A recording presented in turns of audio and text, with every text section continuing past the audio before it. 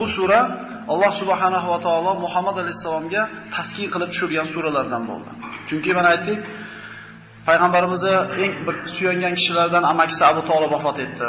3 kundan keyin payg'ambarimizni eng suyukli ayollari Hadija onamiz vafot etganda Rasululloh bir tushkunlikka tushib qolganda Alloh taolo u kishiga taskin qilib tushirdi.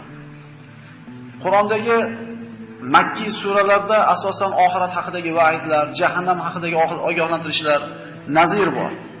Lekin Makki suralar qatorida bo'lgan Yusuf surasi, unda mana shu suralarga aks bo'lgan holatda lutf bor, rahmat, shafqat bor, xotirjamlik bor.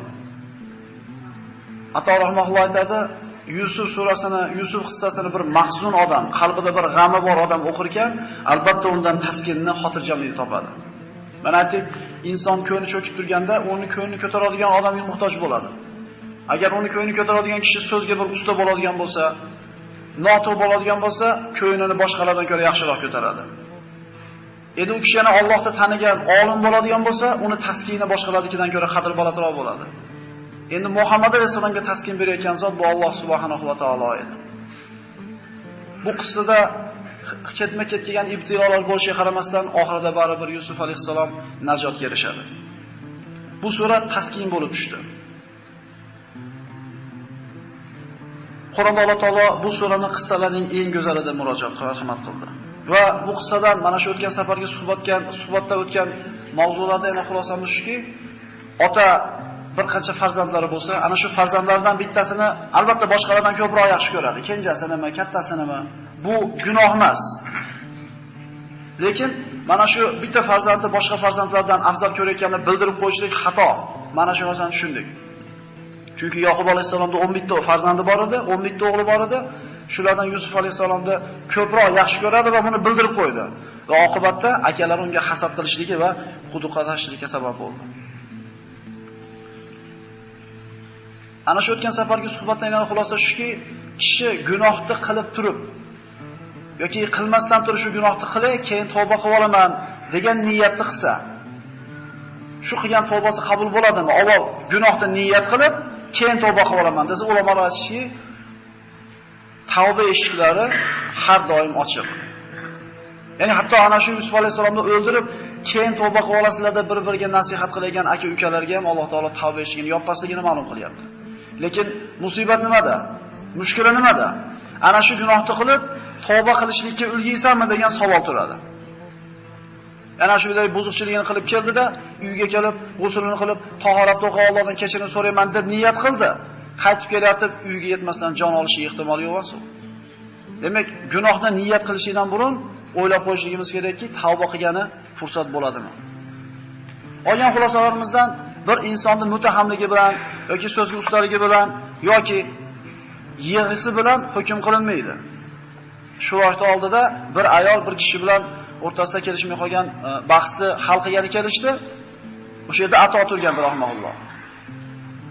Ayol qattiq yig'lab o'zining haqligini isbotlamoqchi bo'lganda, u kishi aytdiki, shu qoziga qarab, shu ayol haqqa o'xshaydi.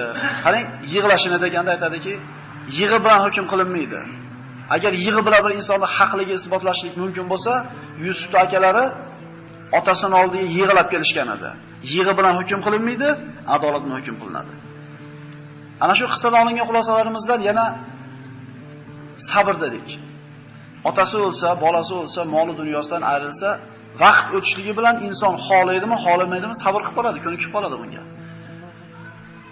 Lekin qaysi sabrga ajr bor desa, ana shu musibat yetgan lahzada birinchi zarbani ko'tarishlik, inna lillahi va inna ilayhi rojiun deyishlik, bu ana shu katta ulug' ajrga ega bo'lishlikning sababi hisoblanadi.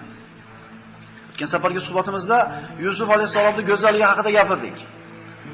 Laqad utiya shatral jamad Rasululloh sollallohu alayhi vasallam. Miroj voqeasida Yusuf alayhisolamni ana shu osmonda ko'rib tushganlaridan keyin haqiqatan u kishiga shatral jamal berildi dedi. Ulamolar shatral jamalni tafsirida aytishadiki, Alloh taolo chiroyli yaratdi, o'rtasidan ikkiga bo'ldi. Bir qismini yer yuzida qiyomatgacha yashaydigan inson va mahluqot, hamma qushlar, hayvonlarga sochib tashladi. Yarimi hisobsiz bo'lgan odamlarga sochilganda qanaqa chiroyli insonlar, qanaqa bir tabiat ko'rinishlari yoki bir hayvonlar bor.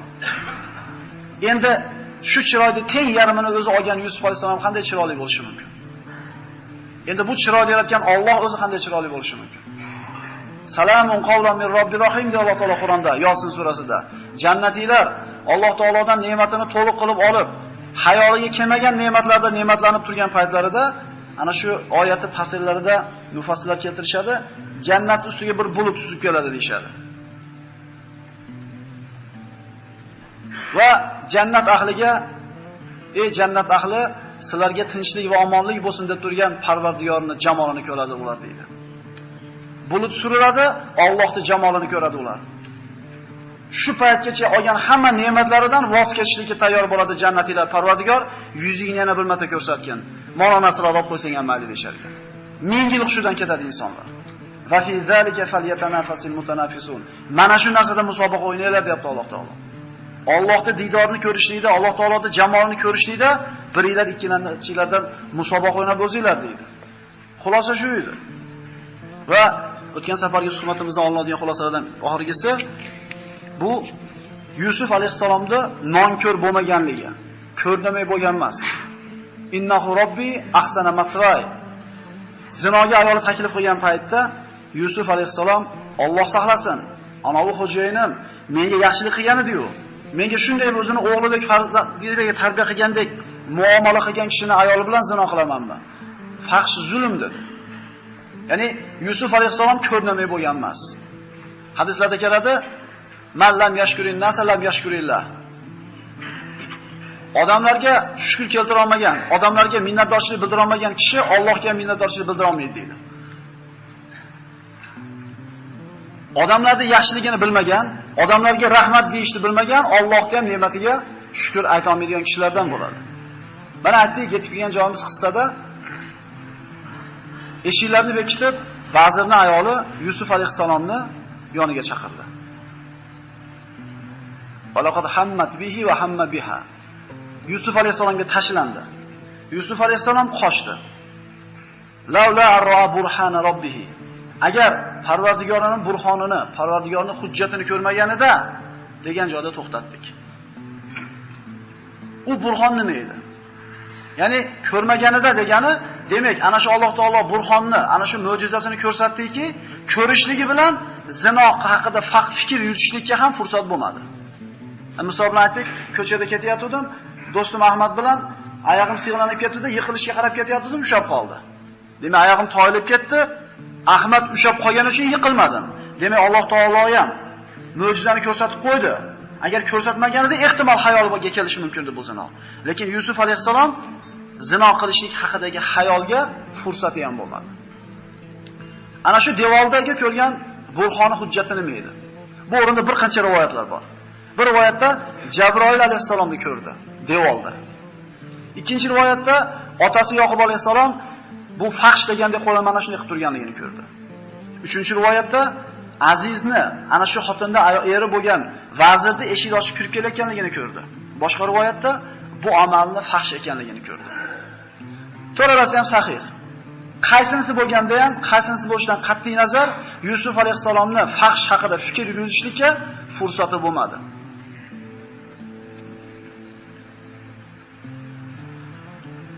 Kazalika linasrifa anhu as-su'a wal fahsha. Biz Yusufdan fahsh va yomonlik, munkarni mana shunday tiyib qo'ydik. Birodarlar, bitta narsaga e'tibor beraylik. Alloh qutqardi bandasini. E'tibor beraylik. U o'zi shart chiqib ketib qoldi, qilmay qo'ydi emas. Alloh taolo nima qildi? Yordam berdi. Alloh taolo o'zi ko'mak berdi. Biz tomondan, Parvardigor tomonga birinchi qadam bosilar ekan, Alloh biz tomonga qarab ikki qadam bosar ekan. Biz ana shu sigaret chekayotganida e'tiboriga tashashlikka qasd qilib tashaylik, birinchi qadam bo'lsin. Alloh taolo ikki qadam bosaman bandamga qarab deyapti. Emizingli bolani ham